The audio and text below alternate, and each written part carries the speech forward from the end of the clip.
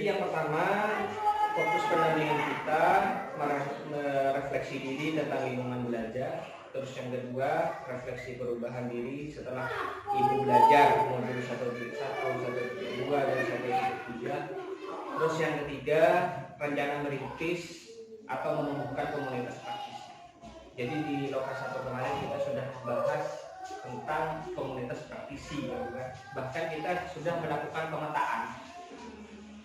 Di sekolah saya atau ibu itu sudah ikut komunitas praktisi yang ini, bahkan perannya di tugas di Loka 1 itu kemarin kan ibu sudah ngisi perannya sebagai apa, sebagai anggota. Terus kemanfaatan ibu ikut praktisi, ikut komunitas praktisi ini itu apa sangat bermanfaat, apa kurang bermanfaat. Terus sesi terakhir dari pendampingan individu ini, saya akan menemani ibu untuk berdiskusi dengan kepala sekolah, dengan rekan sejawat. Jadi ibu nanti mengkomunikasikan visi. Jadi pengertian visi selama ini itu apa yang sudah dipahami oleh rekan-rekan sejawat. Termasuk ibu itu akan memfasilitasi apakah visi di sekolah ibu selama ini sudah berpihak kepada siswa. Minimal apakah visi itu sudah mencerminkan untuk memenuhi kebutuhan siswa. Nah, jadi ibu nanti akan berdiskusi itu. Artinya dalam tujuan diskusi ini bukan untuk merubah visi yang ada, tidak. Tapi bisa jadi hasil diskusi kalau misalnya nanti ada perumusan visi yang baru, bisa jadi nanti visi ini akan kita berlakukan di tahun pelajaran yang akan datang. Seperti itu.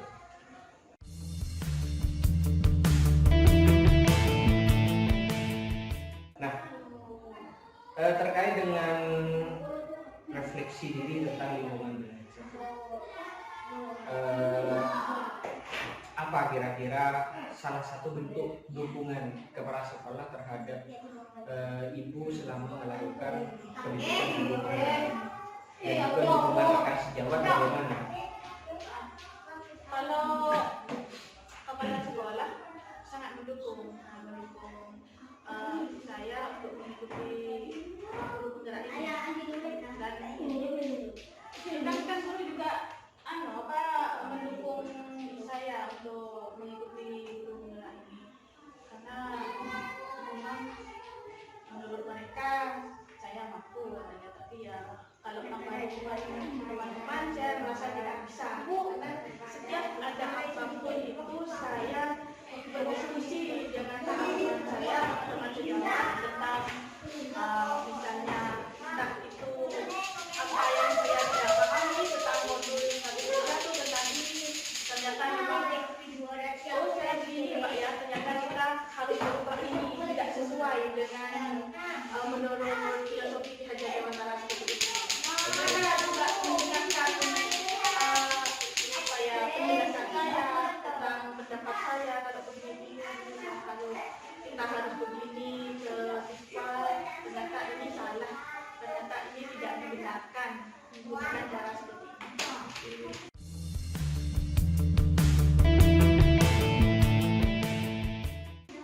Jadi terkait ini poin yang baru terkait dengan refleksi perubahan diri setelah mempelajari modul 1.1, 1.2 dan juga 1.3, yang paling ibu rasakan setelah ibu belajar modul-modul ini apa?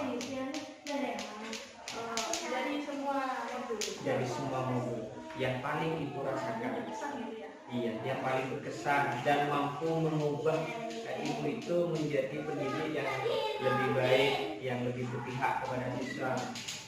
Kalau secara semuanya sangat berpengaruh, sangat baik, karena setiap modul itu berhubungan, tapi menurut saya yang paling saya itu sangat melekat gitu ya, sangat di hati itu sangat misalnya berpikir terus gitu lah, saya itu tentang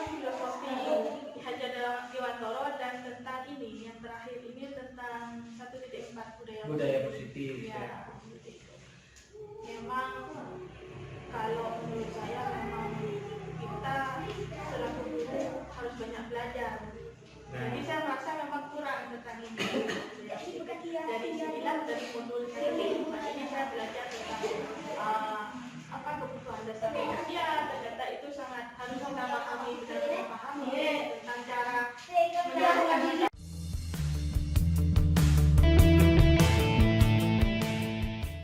Terkait dengan komunitas praktisi, tentunya Bu Halifah itu pasti punya komunitas praktisi. Iya. Pasti punya komunitas praktisi. Kalau di SD itu istilahnya apa? KKG. KKG. Ibu masih aktif untuk mengikuti itu? Aktif ya? Jadi apa ya? Teman-teman yang ikut KKG itu terdiri dari beberapa lembaga. Iya. Satu gugus terdiri dari 6 sekolah. Jadi 6 sekolah. Ada pertemuan rutin. Ada. Dan itu rutin 2 kali. Minimal 2 kali tempat rutin.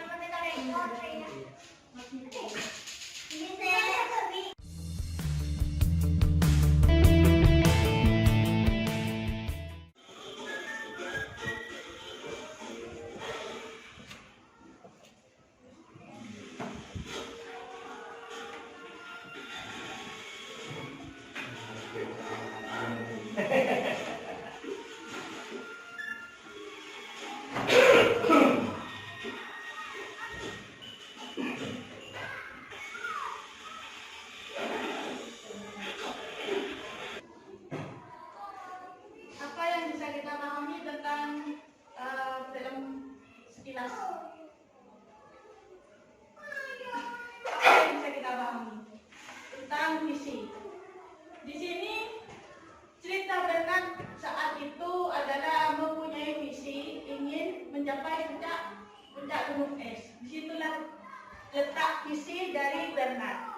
Bernard ingin mencapai puncak dan menyiapkan semua yang menjadi peralatan agar menuju puncak dengan sukses. Disitulah maksud dari visi kita. Kita harus menyiapkan apa yang menjadi imajinasi kita untuk murid kita ke depannya. Seperti itu. Visi adalah representasi kognitif yang mengenai gambaran masa depan. Jadi kita mempunyai keinginan atau harapan murid kita ke depannya nanti ingin menjadi apa, itu yang dimaksud dengan visi. Tanda kecerdasan yang sebenarnya adalah bukanlah pengetahuan tetapi imajinasi. Imajinasi lebih penting daripada pengetahuan. Pengetahuan terbatas sedangkan imajinasi mencakup seluruh dunia, menstimulasi kemajuan dan melahirkan evolusi. Ini menurut Einstein. Jadi pengetahuan itu terbatas, sedangkan imajinasi sifatnya tidak terbatas. Seperti Einstein saat itu mungkin mempunyai keinginan menciptakan rumus tentang energi saat itu. Kalau tidak salah ingat saya tentang energi nuklir atom, yang pada akhirnya menjadi bom atom saat itu. Mungkin itulah yang menjadi acuan Einstein mengatakan seperti ini. Kecerdasan, pengetahuan lebih imajinasi lebih baik daripada pengetahuan. Ini pengertian tentang visi menurut KBBI. Kekuatan visi atau harapan dan doa. Jika kita ingin melangkah jauh, maka visi harus bersifat menyemangati, menguatkan, menggerakkan hati dan kolaborasi sehingga mampu membuat kita terus melangkah maju. Jadi visi itu haruslah bersifat menyemangati, menguatkan dan menggerakkan hati yang ada di sekolah ini. Kemampuan mengeksploitasi makna melalui kata dan cerita adalah suatu kualitas yang penting untuk dimiliki oleh seorang pemimpin.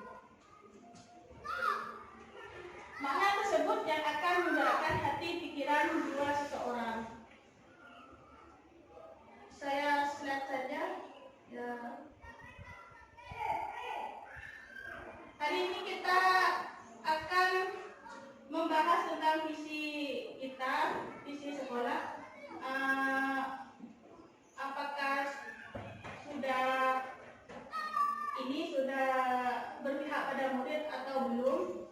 Kita bisa mengisi kalimat ruang terlebih dahulu. Setiap guru bisa mengisi sesuai dengan harapan masing-masing.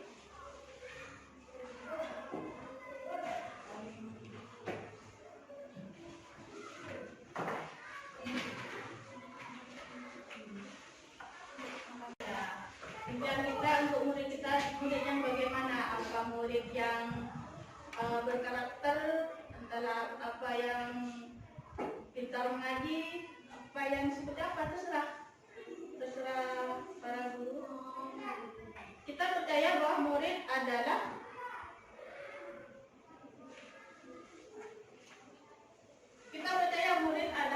mungkin ada yang itu individu unik kan itu contohnya.